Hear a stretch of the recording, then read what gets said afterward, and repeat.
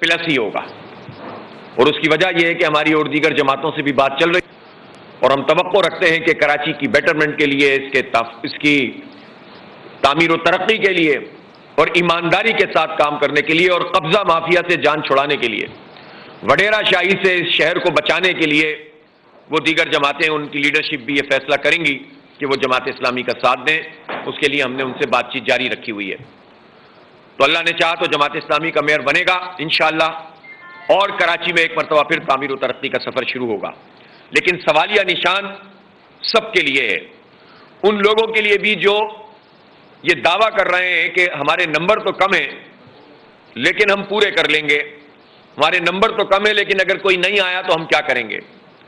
ان کو یہ کہاں سے کون سا نجومی بتا رہا ہے؟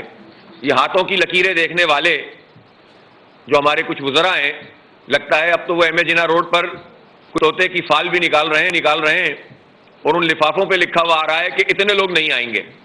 جمہوریت میں تو یہ نہیں ہوتا، آئین میں تو یہ نہیں ہے موجود، قانون میں تو یہ چیز موجود نہیں ہے، یہ تو وہ کالک ہے جو وہ مل رہے ہیں اپنے منہ پر اور پوری جمہوریت پر، اور قبضہ سیاست کو اپنا وہ آگے بڑھانا چاہتے ہیں۔ جب وہ یہ کہہ رہے ہوتے ہیں کہ اتنے لوگ نہیں آئیں گے، اس کا مطلب کیا ہے؟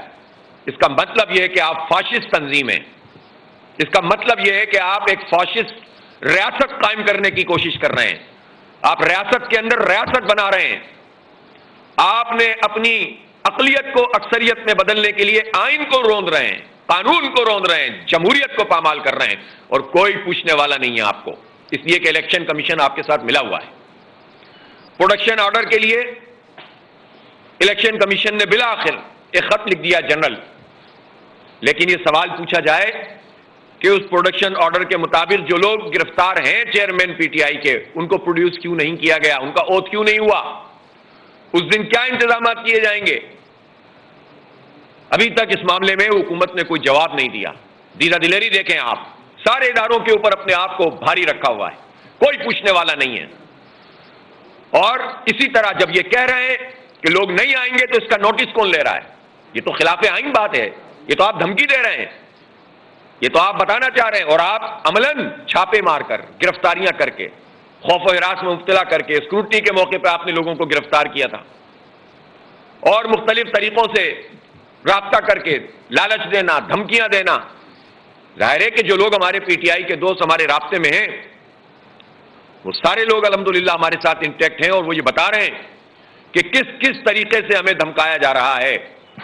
تو یہ جو فاشزم ہے پیپلز پارٹی کا، اس فاشزم کی بنیاد پر بلاول بھٹو کو وزیر اعظم بنائیں گے آپ؟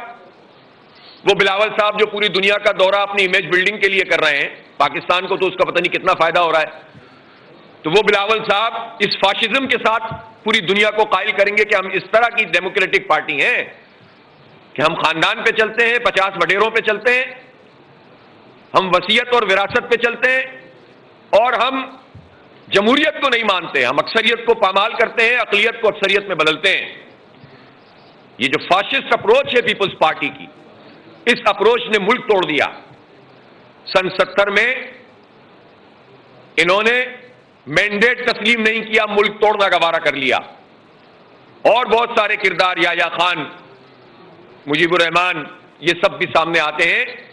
لیکن اس وقت کس نے کہا تھا کہ جو ڈھاکا جائے گا اسمبلی کے اجلاس میں اس کی ٹانگیں توڑ دوں گا؟ کیوں نہیں ڈھاکا جاتے؟ جب 162 سیٹیں وہاں تھیں اور 80 سیٹیں یہاں تھیں، تو کیوں نہیں ڈھاکا جاتے؟ وہ ہمارے ملک کا حصہ تھا۔ لیکن فاشسٹ لوگ، جمہوریت کو پامال کرنے والا وڈیرا مائنڈ سیٹ، وہ غالب آ گیا، اور اس نے کہا ملک ٹوٹ جائے تو ٹوٹ جائے، ہم اکثریت کو قبول نہیں کریں گے، مینڈیٹ کو نہیں مانیں گے۔ سن 77 میں انہوں نے الیکشن کرایا، دھاندلی کی شدید تحریک چلی، اور بالآخر جمہوریت کی بساط لپیٹ دی گئی۔ سینٹ کے انتخاب ہوتے ہیں تو ان کی بوریاں کھل جاتی ہیں، ہم سے لوٹا ہوا پیسہ، ہمارے ٹیکسوں کا پیسہ جو ہم سے لوٹتے ہیں، ترقیاتی بجٹ کے نام پر پیسے کھاتے ہیں، ٹرانسپورٹ کے نام پر کھاتے ہیں۔ ابھی پتہ چل جائے نا کہ جو بسیں 200-400 آئی ہیں، 200-300 ہی ہیں، کبھی وہ ایک روٹ پہ افتتاح کرتے ہیں، کبھی دوسرے روٹ پہ، ایک روٹ کے افتتاح پہ 50 کروڑ روپے کے اشتہارات، انہی بسوں کے دوسرے روٹ پہ افتتاح کرتے ہیں، مزید 50 کروڑ کے اشتہار۔ اربوں روپے کے اشتہار دیتے ہو, اس سے تو پتہ نہیں کتنی بسیں آ جاتی. لیکن یہ بھی ہمیں بتایا جائے کہ ان بسوں کی قیمت, اس میں کتنا جھگلو پھرا ہے, اس میں ہمارے ٹیکسوں کے کتنے پیسے ہڑپ کیے گئے, اور کون کون اس میں شامل ہے. بظاہر بڑے صاف ستھرے لوگ ہیں, لیکن کرپشن کرنے سے کوئی باز نہیں آتا. وڈیرے تو پھر وڈیرے ہیں, کرپٹ مافیا تو پھر کرپٹ مافیا ہے. ایک ایک چیز کو اجاگر کریں گے انشاءاللہ. یہ کسی کا پیسہ نہیں ہے, یہ ہم اپنے ٹیکسوں کے پیسے, کراچی ٹیکس دیتا ہے تو ملک یہ چلتا ہے. کراچی جماعت اسلامی کا ہوگا. بس ایک روٹ کے افتتاح پر کروڑوں روپے کے چل رہے ہیں. پاکستان پیپلز پارٹی الیکشن پر قبضہ کرنا چاہتی ہے. جماعت اسلامی کراچی کے امیر حافظ نعیم الرحمان اس وقت نیوز کانفرنس کر رہے ہیں.